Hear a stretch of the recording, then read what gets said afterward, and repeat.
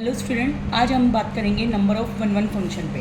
देखिए, सबसे पहली बात जो वन वन है, वन वन फंक्शन कब होता है? वन वन फंक्शन कब होता है? देखिए, मान लीजिए हमारा एक सेट है ए और एक सेट है बी। अगर मान लो इसमें एम एलिमेंट है और इसमें कितने एलिमेंट है? एन। और मैं इसकी इमेज फाइंड आउट करूँगी। इसमें अगर डिफरेंट एलिमेंट के लिए डिफरेंट इमेज आए, डिफरेंट एलिमेंट के लिए क्या है? डिफरेंट इमेज, तो उस फंक्शन को हम वन वन फंक्शन बोलते हैं। तो इसकी डेफिनेशन क्या हुई? Different elements of A have different images in B. तो हम फंक्शन को क्या बोलेंगे? One one. इसका दूसरा नाम इंजेक्टिव फंक्शन भी है। इसका दूसरा नाम क्या है? Injective function. अगर मुझे फाइंड आउट करना है कि कितने number of one one function होंगे, तो number of one one function निकालने का formula, number of one one functions निकालने का फॉर्मूला होता है NPM। क्या होता है? NPM। P का मतलब परमुटेशन। कब? इफ़ n m से अगर m n के इक्वल और उससे क्या है? छोटा।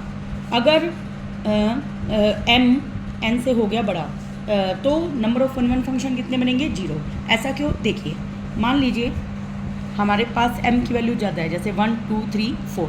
अब इसमें इमेजेस बन रही है 5 6 7। अब हमने देखा इसकी इमेज ये हो गई, मान लो इसकी ये हो गई और इसकी ये हो गई, तो हमारे पास ये एलिमेंट बच गया ना।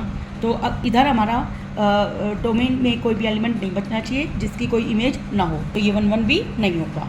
अब हम बात करेंगे वन वन फंक्शन को निकालने के मेथड्स। देखिए, फर्स्ट मेथड है जो कि शॉर्टकट मेथड है, जिसको हम बोलते हैं एल्जेब्रिक मेथड। एल्जेब्रिक मेथड में हम क्या करेंगे? अब लेट कर लेंगे, लेट एफ ऑफ x1 बराबर है एफ ऑफ x2 के, और टू प्रूव कर देंगे कि x1 बराबर है x2 के। तो हम फंक्शन को क्या कह सकते हैं? One one. दूसरा हमारा मेथड है ग्राफिकल मेथड।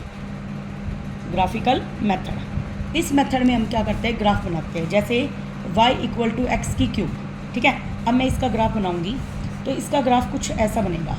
अब कई लोगों को इसका ग्राफ नहीं बनाना आता, तो हम कैसे बना सकते हैं? देखिए, y इक्वल टू एक्स की क्यूब है। 10th क्लास में जैसे आप करते थे, एक्स वाई, एक्स को हम देखिए, हाँ, एक्स को हम 0 पुट करेंगे तो y भी क्या आ गया? 0। एक्स को अगर मैं 1 पुट करूँगी तो y की वैल्यू क्या आएगी? 1 की क्यूब 1। एक्स को अगर मैं -1 की पुट करूँगी तो y की वैल्यू भी क्या आएगी? -1। अब हम ये पॉइंट देखते हैं, ये 0 0 है, ये 1 के ऊपर 1 के ऊपर 1 है पॉइंट है, और ये 1 के ऊपर क्या है? -1 के ऊपर -1 है ना। तो इसका मतलब ये हमारा ग्राफ ठीक है। अब ग्राफ बनाने के बाद हम क्या करेंगे? एक्स एक्सिस के पैरेलल लाइन बनाएंगे। देखिए, ये हमारी क्या है? X axis. अब मैं इस एक्स एक्सिस के पैरेलल लाइन बनाती हूँ, 1 2 3, कितनी बना ली ना मैंने। लेकिन मैंने देखा हर बार एक ही पॉइंट पे वो पैरेलल लाइन कट हो रही है। अगर एक ही पॉइंट पे पैरेलल लाइन कट हो, then this is one one, this is one one. अब हम करेंगे थर्ड मेथड, जिसको हम बोलते हैं कैलकुलस मेथड। कैलकुलस मेथड, इस मेथड में हम क्या करते हैं? इस मेथड में हम डेरिवेटिव निकालते हैं। देखिए, एफ डस एक्स अगर ग्रेटर देन 0 है डेरिवेटिव, तो इसको हम बोलेंगे स्ट्रिक्टली इंक्रीजिंग। क्या बोलेंगे? Strictly increasing. अगर एफ डस एक्स की वैल्यू लेस देन 0 है तो उसको हम बोलेंगे स्ट्रिक्टली डिक्रीजिंग। तो आपका फंक्शन या तो स्ट्रिक्टली इंक्रीजिंग होना चाहिए या स्ट्रिक्टली डिक्रीजिंग होना चाहिए, तब भी हम फंक्शन को क्या बोल सकते हैं? One one. अब हम यहाँ पर कुछ न्यूमेरिकल करते हैं, जिससे हमें number of one one function के क्वेश्चन क्लियर हो जाएंगे। देखिए, अब हम यहाँ पे 2-3 न्यूमेरिकल उठाते हैं। देखिए, जैसे मान लीजिए हमारे पास क्वेश्चन है F R to R F X equal to mod x - 1 for all x belongs to R, ठीक है। अब देखिए, इसका जो ग्राफ है हम शॉर्टकट तरीके से कैसे बनाएंगे? ये x एक्सिस है, ये -x एक्सिस है, ऊपर क्या है? +y एक्सिस, नीचे क्या है? -y axis. अब देखिए, अब इस वैल्यू को 0 के इक्वल पुट कर दीजिए। x - 1 बराबर 0, x की वैल्यू क्या आ गई? 1। x 1 होता है तो x एक्सिस पे, और उस पर y क्या होता है? 0। मान लो ये x 1 और 0 है, ठीक है। अब यहाँ से मोड वैल्यू है तो पॉजिटिव की तरफ भी ग्राफ बनाइए, और नेगेटिव और पॉजिटिव दोनों की तरफ ग्राफ बनाया मैंने। अब मैं इसके एक्स एक्सिस के थ्रू पैरेलल लाइन ड्रॉ करूँगी। मैंने पैरेलल लाइन ड्रॉ करी। अब हमने देखा ये पैरेलल लाइन 2 पॉइंट पे कट कर रही है ना, तो ये वन वन नहीं है, this is not one one. Okay, next हमारा एक और एग्जाम्पल है। जैसे मान लीजिए क्वेश्चन आ जाए F X equal to sine X का मोड फॉर ऑल जब x बिलोंग करे -π/2 से प्लस के π/2 के बीच में। देखिए सबसे पहले मैं आपको F X equal to sine X का ग्राफ सिखाती हूँ ताकि मोड को बनाना हमारा आसान हो जाए। देखिए मान लीजिए ये हमारी वैल्यू है 0, ये हमारी वैल्यू है 30, ये है 45, ये है 60 और ये है 90। ये वैल्यू -30, -45, -60 एंड -90। देखिए हम जानते हैं साइन 0 पे क्या होता है 0, साइन 30 पे क्या होता है 1/2, ये 1/2 पॉइंट मान लेते हैं, ठीक है। और 45 पे होता है 1/√2। अब देखिए 1/√2 है तो 1 डिवाइड में मैं इसका कैंसलेशन करूँगी तो √2/√2, तो √2 डिवाइड में √2 का स्क्वायर 2, तो 1.414 डिवाइड बाई 2, तो 0.7 समथिंग हो गया। ये 0.5 है, 0.7 यहाँ कहीं आएगा, तो ये हमारा 1 पॉइंट और आ गया। इसी तरीके से 60 पे वैल्यू होती है √3/2, तो इससे अपर आएगा, और 90 पे वैल्यू क्या आ गई 1। तो इस तरीके से हमारा ये ग्राफ चलेगा साइन के ऊपर। तो इस तरीके से हमारा साइन का ग्राफ चलता है। तो आपको थोड़ा ध्यान भी होना चाहिए साइन का ग्राफ, मैंने आपको थोड़ा ड्रॉ करके बता दिया है। अब देखिए ये साइन एक्स का ग्राफ बनाया, अब मैं इसके एक्स एक्सिस के पैरेलल लाइन ड्रॉ करती हूँ। मान लो देखिए नीचे भी ड्रॉ कर दी मैंने। देखिए हमारा जो ये ग्राफ है इस तरीके से चल रहा है ये, तो हमने देखा ये जो ग्राफ है वो एक ही पॉइंट पे कट कर रहा है, एक ही पॉइंट पे कट कर रहा है, तो ये कैसा है 1/1। इसका मतलब जो साइन एक्स है वो 1/1 होता है। अब हम बात करेंगे मोड एक्स की। वो कैंसिल करते हुए देखिए मैं कैसे ले रही हूँ, मैं सिर्फ ऊपर के पॉइंट ले रही हूँ इस तरीके से, और एक देखिए ये इस तरीके से जा रहा है ना सॉरी, ये इस तरीके से ले लिया, तो ये हो गया y equal to mod sine X का ग्राफ। अब मैं पैरेलल लाइन ड्रॉ करूँगी। जैसे मैंने पैरेलल लाइन ड्रॉ करी एक्स एक्सिस के, हमने देखा ये 2 पॉइंट पे कट करे। अगर पैरेलल लाइन 2 पॉइंट पे कट करे तो वो नोट 1/1 होगा, नोट 1/1, ठीक है। इसी तरीके से हम एक और ग्राफ करते हैं। जैसे y इक्वल टू x² - 4 है for all x belongs to r के लिए। देखिए जैसे हमें मान लो ये ग्राफ दे रखा है y इक्वल टू x² - 4। अब देखिए y + 4 इक्वल टू x²। हमें पता है कि ये अपर पैराबोला है, x² इक्वल टू है। अगर मान लो किसी को पता नहीं है इस तरीके से ड्रॉ करना, तो x को 0 पुट कीजिए। जैसे x को 0 पुट किया y की वैल्यू क्या आ गई -4। अब एक बार y को 0 पुट कीजिए, y को जैसे ही 0 पुट किया x² इक्वल टू 4, तो x की वैल्यू आएगी +-2। तो ये हमारे पास इंटरसेक्टिंग पॉइंट हो गए। देखिए अगर मैं इसका ग्राफ वैसे भी बनाऊँ, जैसे 0 1 2 -1 -2, तो 2 के ऊपर 0 है और -2 के ऊपर 0 है, और y की वैल्यू क्या है -4, तो -4 नीचे बनेगी, -1 -2 -3 एंड -4। तो इस तरीके से ये हमारा पैराबोला जाएगा। देखिए जा रहा है ना। अब पैराबोला जाने के बाद अब मैं एक्स एक्सिस के पैरेलल लाइन ड्रॉ करती हूँ, तो ये कितने पॉइंट पे कट कर रही है 2 पॉइंट्स पे, तो इसका मतलब इट इज नॉट 1/1। अब हम 1-2 क्वेश्चन करेंगे कैलकुलेशन मेथड के। देखिए जैसे मान लीजिए हमारे पास क्वेश्चन दे रखा है f such that -1 to infinity से लेकर r, और एफ एक्स की वैल्यू दे रखी है मान लो x² प्लस में 2x।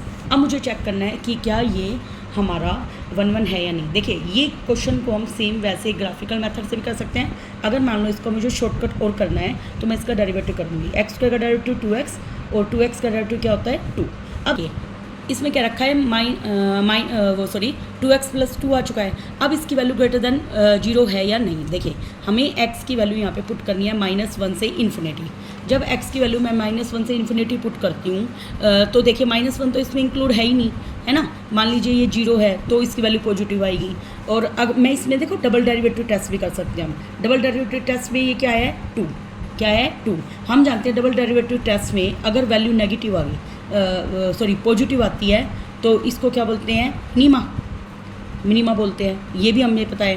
और वैसे भी ये वैल्यू इस वैल्यू के लिए हमेशा क्या होगी ग्रेटर देन 0, क्योंकि हम कुछ भी इसमें पुट करें माइनस का मान लो 1/2 पुट करना चाहती हूँ, माइनस के 1/2 + 2, ये कट गया, 2 में से 1 गया 1, तो पॉजिटिव ही आया है। पॉजिटिव आया है तो ये स्ट्रिक्टली इंक्रीजिंग हो गया। कैसा हो गया स्ट्रिक्टली इंक्रीजिंग होने की वजह से ये फंक्शन हमारा क्या बना 1/1। ऐसे ही हम एक और एग्जांपल करते हैं।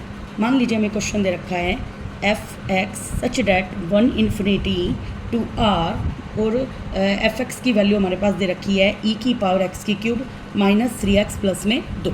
अब देखिए ये हमें कर लिया। अब मैं इसका डेरिवेटिव करूँगी e⁻x³ -3x plus 2 as it is. अब x³ का डेरिवेटिव होता है 3x² और माइनस का 3x का होता है 3।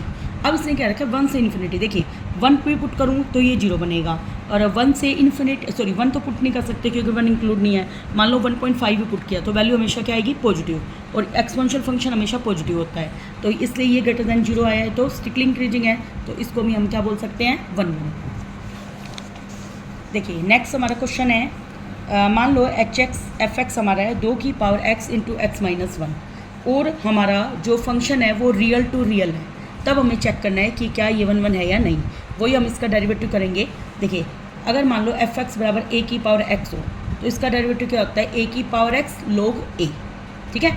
तो इसको ये 2 की power x into X minus 1 as it is log 2, फिर डेरिवेटिव करेंगे हम अंदर वाले का। देखिए ये x इंटू एक्स माइनस 1 को क्या लिख सकते हैं हम, x square minus x, x square का डेरिवेटिव क्या होता है 2x, और x का क्या होगा 1। अब देखो ये रियल टू रियल है, लोग फंक्शन हमेशा पॉजिटिव होता है, 2 की पावर कुछ भी हो वो पॉजिटिव होएगा, नेगेटिव मान लो 2 की पावर माइनस 1 आ जाएगा किसी भी तरीके से तो 1/2 जाएगा तो पॉजिटिव ही बनेगा, तो ये पॉजिटिव, और इसकी वैल्यू रियल के लिए हमेशा क्या आएगी, पॉजिटिव, ठीक है। तो हमने देखा ये फंक्शन, लेकिन बेटा हाँ इसमें एक चीज़ की दिक्कत है, 2x माइनस 1 की वजह से ही गड़बड़ हो सकता है। देखिए 2x माइनस 1, अगर 2x माइनस 1 ग्रेटर देन 0, मतलब x की वैल्यू अगर 1/2 से बड़ी है तो ये पॉजिटिव आएगा, और x की वैल्यू अगर 1/2 से छोटी है तो ये नेगेटिव आएगा। तो मतलब ये ऑसिलेट किया, ये फंक्शन क्या किया, ऑसिलेट, और जब भी ऑसिलेशन होगी तो नोट 1 1, तो इस बात का हमें ध्यान रखना है।